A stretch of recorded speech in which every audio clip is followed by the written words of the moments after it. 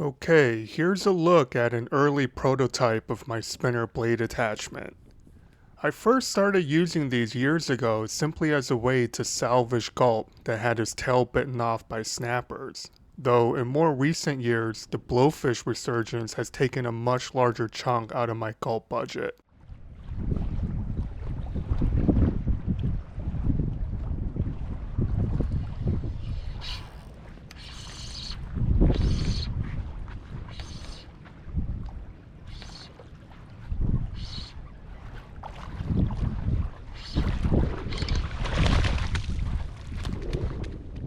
More and more, I started using these blades even without my Gulp being harassed by nuisance species. It just became a part of my arsenal when targeting Fluke from shore.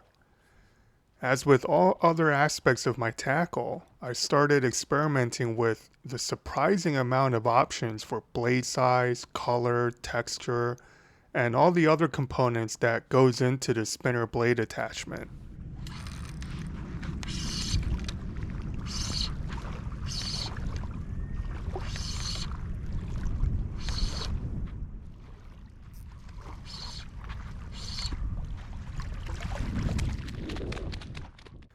On that trip, the blowfish were brutal, and no Gulp or soft plastics would survive more than a cast or two. The only solution was hard baits or cutting Gulp down to a short nub and attaching a spinner blade.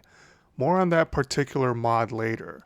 But first, let's take a look at the final product. I introduced to you the cooking and fishing spinner blade attachment.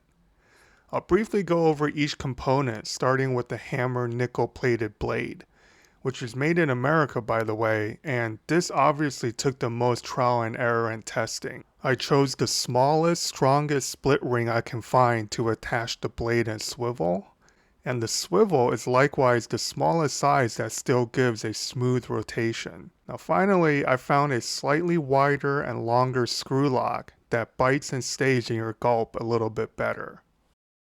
Okay, some underwater shots of the blade attachment in action. Here we have roughly 8 feet of visibility, and notice how the first thing that catches your eye is the flash of the spinning blades. Now as mentioned, I went through countless blade sizes and shapes.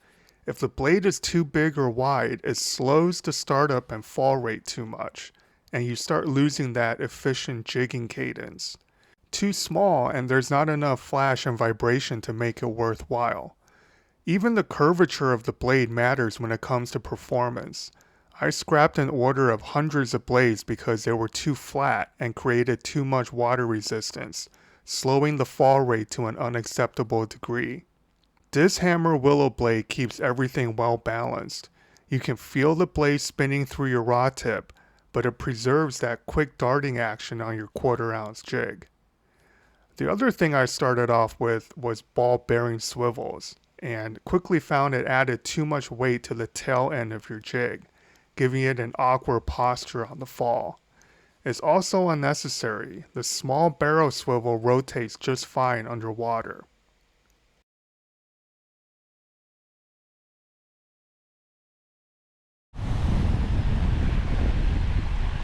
So here's a good example of how I use the spinner blade attachment these days.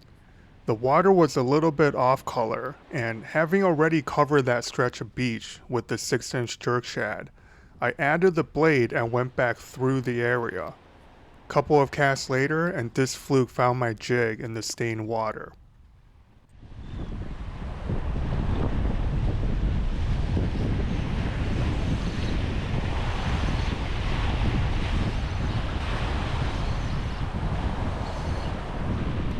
That's not a fluke.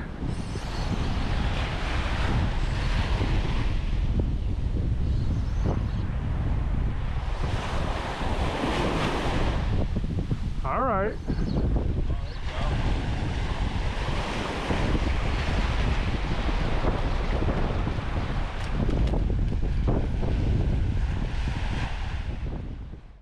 One thing I notice is in windy conditions, that blade actually keeps you connected to your jig. You can feel the blade spinning on the fall, and once it stops spinning, you know your jig is on the bottom. Pretty cool bonus if you're having a hard time deciphering exactly where bottom is while jigging. Now this fish came during a private lesson, so she's going home for dinner. As always, take care of your catch. Bleed them out and have a cooler with ice in it to preserve your fish.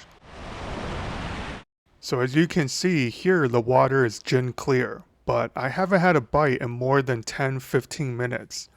And normally at this point, I'm either changing locations or more likely changing my gulp color. Instead, I cut off about an inch off the tail of my jerk shad, attached the spinner blade, and went to work.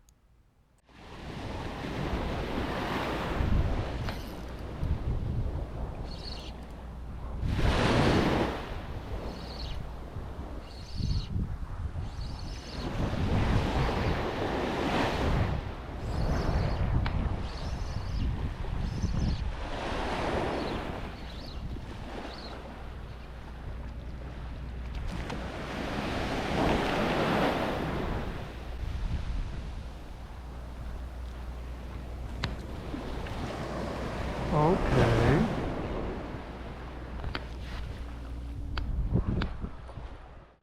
So I thought this fish was bigger, but still nice enough to properly measure and document. Since I'm not keeping her, it's important that I move quickly, try to keep her on damp sand, and get her released as soon as possible.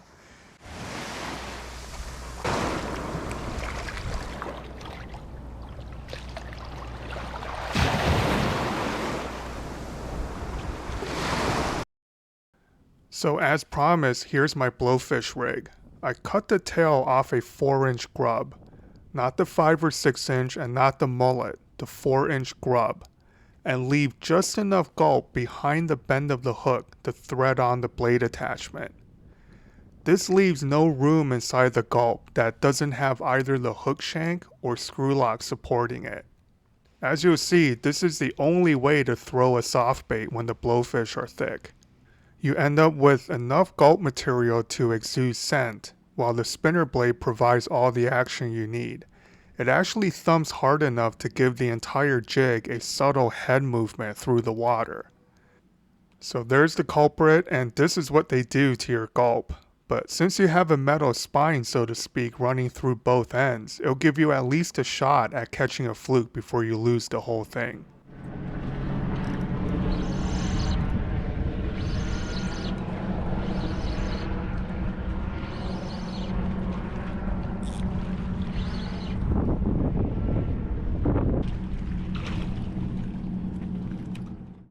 Yeah, that one is hanging on by just a thread of gulp, and probably time to change baits before you lose the spinner blade altogether.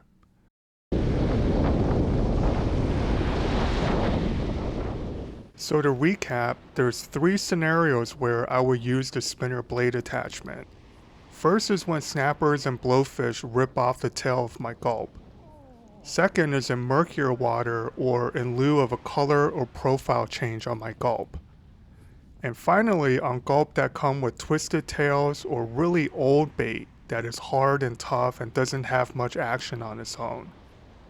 In any case, these are available on my website, cookingandfishing.com. They'll come in a pack of 5 with free shipping.